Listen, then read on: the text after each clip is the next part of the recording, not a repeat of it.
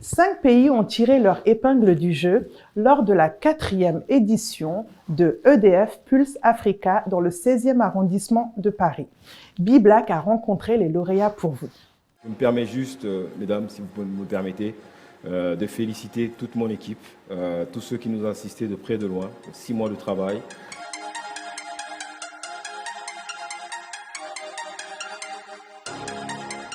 Ce concours représente beaucoup. Tout d'abord, il s'inscrit totalement dans la stratégie Afrique d'EDF, puisque ça fait 4 ans que nous avons mis en place ce concours qui s'adresse aux startups africaines, essentiellement africaines, dans le domaine de l'énergie. Et nous permettons justement à ces startups-là de pouvoir répondre à un appel à projet pour ensuite intégrer notre programme qui sera plus tard la EDF Pulse Africa Factory.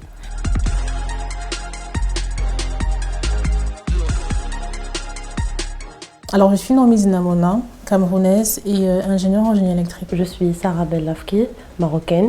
Je suis ingénieure généraliste de l'EMIN, School of Industrial Management de l'Université Mohamed VI Polytechnique au Maroc. Moi, c'est Kofi Apissika Laurent. Je suis de formation ingénieur en mécanique et automatisme industriel. Moi, c'est Jean-Éric Mingo. Je suis le directeur général de Green Engineering Services. Je suis la fondatrice de la start-up Clever Electric Technologies. Je suis CEO et cofondatrice de la start-up BEMTAC. Je suis le CEO de Green Agro Valley, une entreprise ivoirienne qui a développé une machine de forage qui permet de faire des forages à bas coût que nous équipons avec des pompes solaires pour les zones reculées où les gens ont des difficultés d'accès à l'eau potable.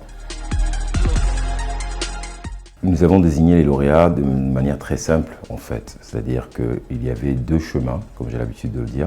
Le premier chemin qui était des candidatures, on va dire électroniques, donc sur des dossiers, où là nous avons mis en place à Paris 2 comités, un comité d'experts plutôt techniques et un comité plutôt business, qui a permis d'élire les 5 finalistes. Et puis de l'autre côté, un EDF Pulse Africa Tour qui nous a permis d'aller à la rencontre justement de ces startups en local. Clever Electric Technologies est une start-up camerounaise justement qui vise l'efficacité énergétique dans les bâtiments industriels, tertiaires et résidentiels. Nous avons proposé une solution qui s'appelle My Energy Clever. C'est une plateforme qui permet le management à distance de la consommation d'énergie et nous avons également des équipements de contrôle et de commande des équipes de la clim, éclairage dans les bâtiments.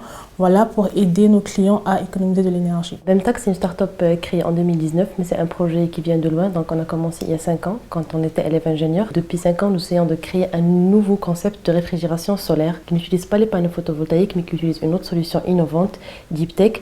Et c'est pour réduire les pertes post-récolte en Afrique. Donc là, on est un peu focus sur les fruits et légumes, mais on pourrait intervenir sur toute la chaîne de froid, que ce soit pour stocker des médicaments ou d'autres produits agricoles.